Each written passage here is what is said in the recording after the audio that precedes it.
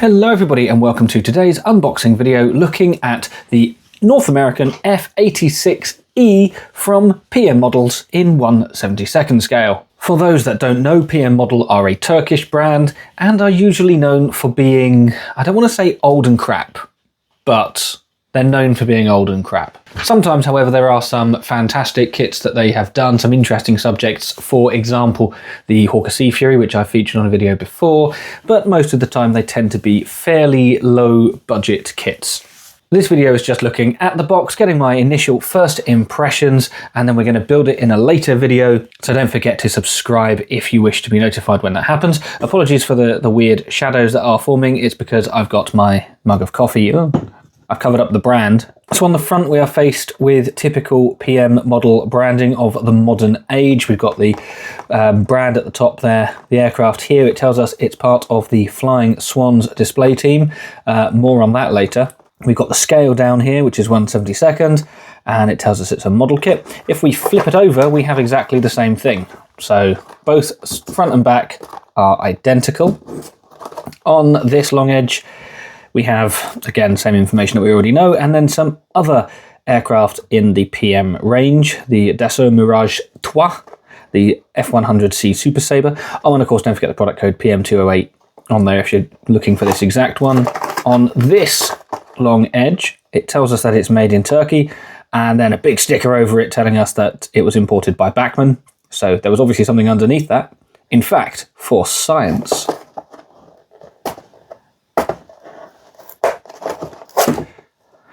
Nope, turns out I can't actually rip labels off.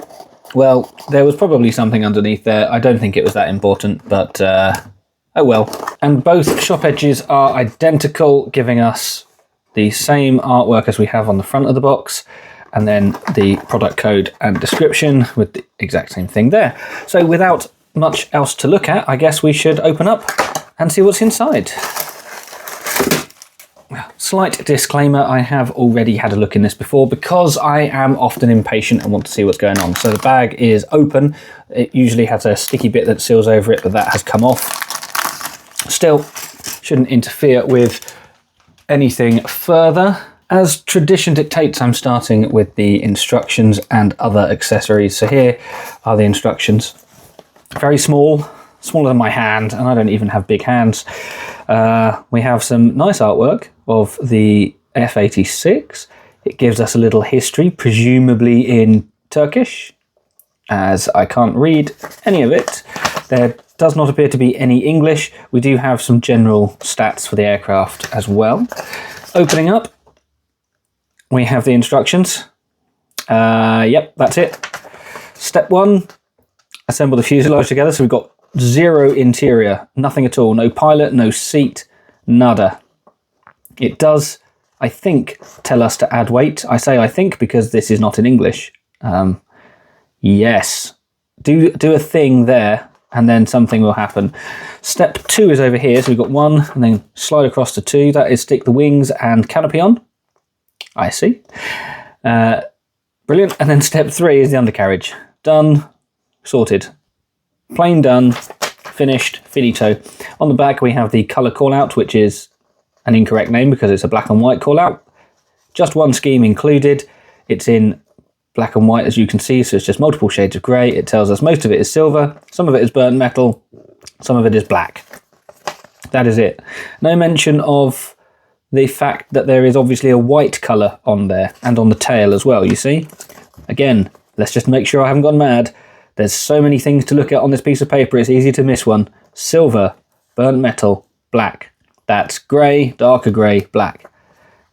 White. Well, that's the instructions.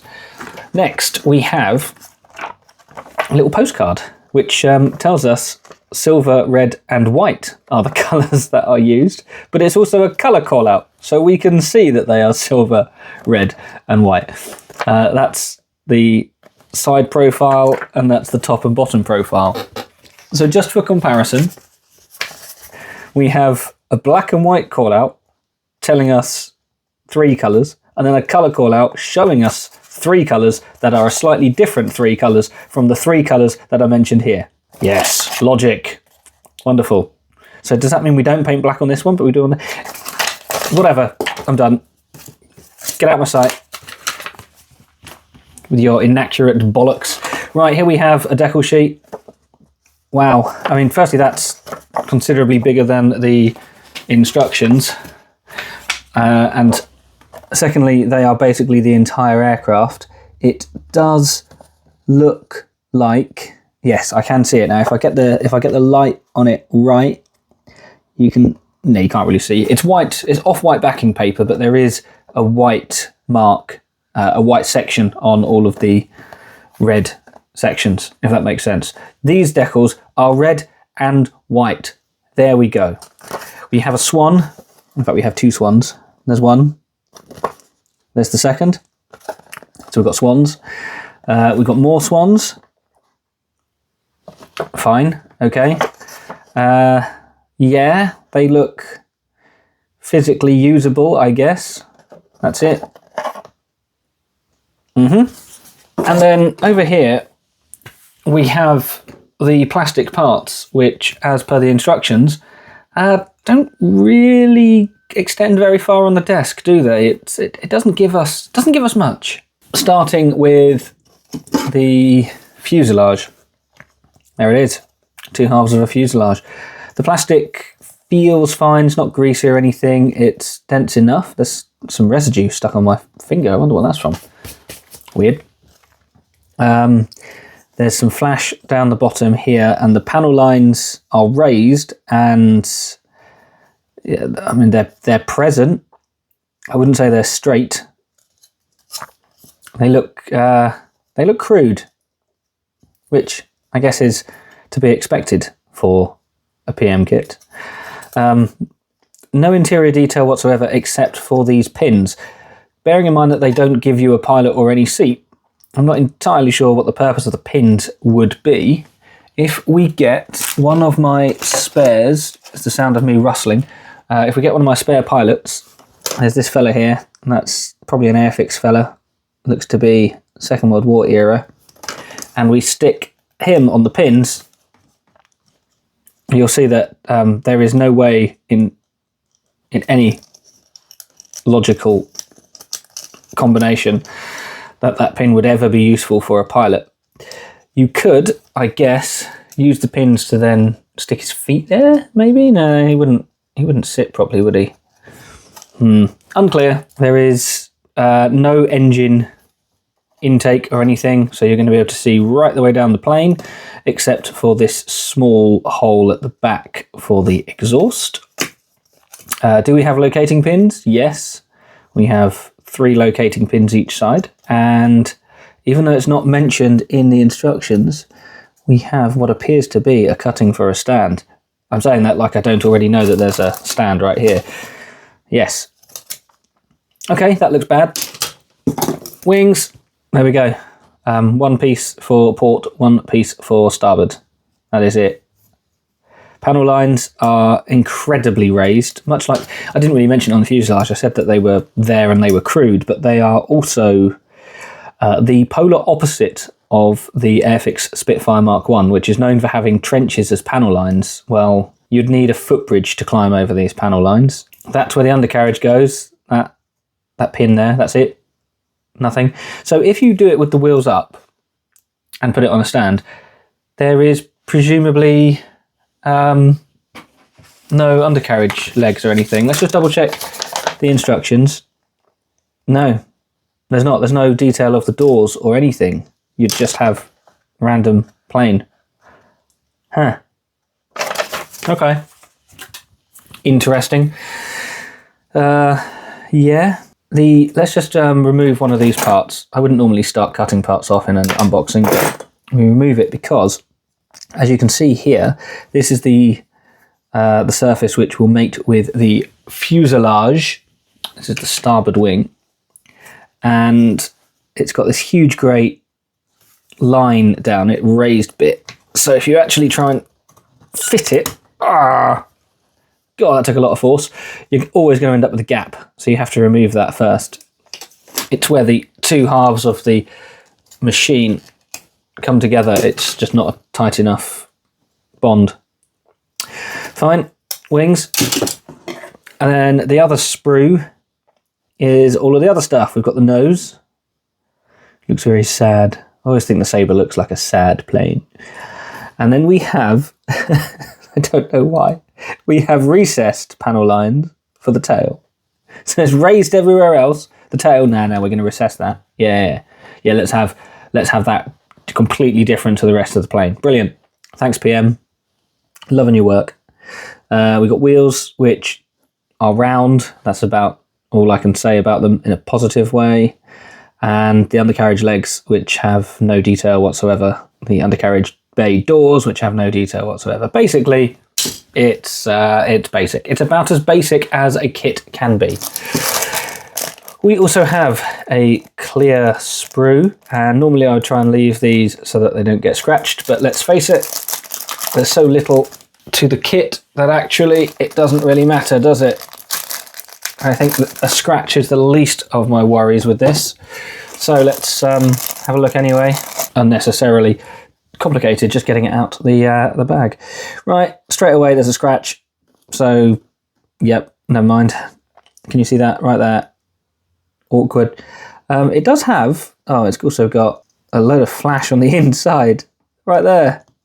That's really annoying. Anyway, it does have panel lines. So it will be relatively easy to mask this.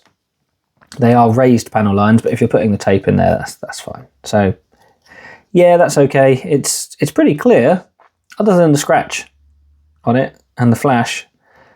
It's definitely not the worst. Okay.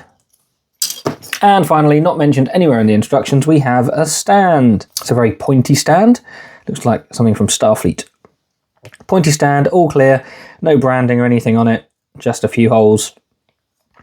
Actually, what is it? It's 2 holes and a big excess blob of plastic. So you're going to glue that in and end up with some excess blobs of plastic. That's a bit awkward. And there we go. That is the whole plane. Looking at the entry on ScaleMates, we have a few more questions being thrown into the pot as to what and why and when and how. As you can see, this is clearly the same box artwork style, however it has a slightly different name. It calls the display team the White Swans rather than the Flying Swans. Throw into the mix the little card that we had from earlier and it just abridges it to Swans. So we have my box saying Flying Swans, the insert with the box saying just Swans, and online saying White Swans. We scroll down and you can see that this was first released in 1978 by PMS Plastic Model, where it was just listed as the F-86E Sabre, which is of course the aircraft that the Flying Swans used. And if you drop back to when PM Model had it, the initial release, again, standard military aircraft, and then later on released as the White Swans back in the 90s, and it's been essentially just constantly in their catalogue as either the White Swans or the Flying Swans ever since. So where does this swan discrepancy come from? Well, if you take the Turkish and you directly translate it, and I know this is using Google Translate, might be some issues with it, but it clearly states the Flying Swans. If you were to translate White Swans, it's notably different. So logically, they were referred to as the Flying Swans. When I Googled the display team, they popped up as the Flying Swans. For some reason, they have been sold as the White Swans, and I don't know why. If anyone does know why, please let me know. I would genuinely be interested to find out what the flip is going on. In terms of price, according to Hannants, the recommended retail price is £6.99. I've used Hannants because they generally stock things at RRP. I could also have checked Bachmann, because Bachmann are the UK importers for PM Model, and they would give an RRP. But I've checked Hannants, and it's £6.99. But fear not, loyal fans, I have not spent nearly £7 on this. Oh no, I bought it from TMC, the Model Centre, in a sale for £4.55. I was on the TMC website one sale buying trains that I do not necessarily need, but hey, model trains are fun, and I asked my partner to pick one of the cheap kits that I was scrolling through to purchase for funsies, and this is the one that she chose. I would not instinctively have picked up the PM model F-86.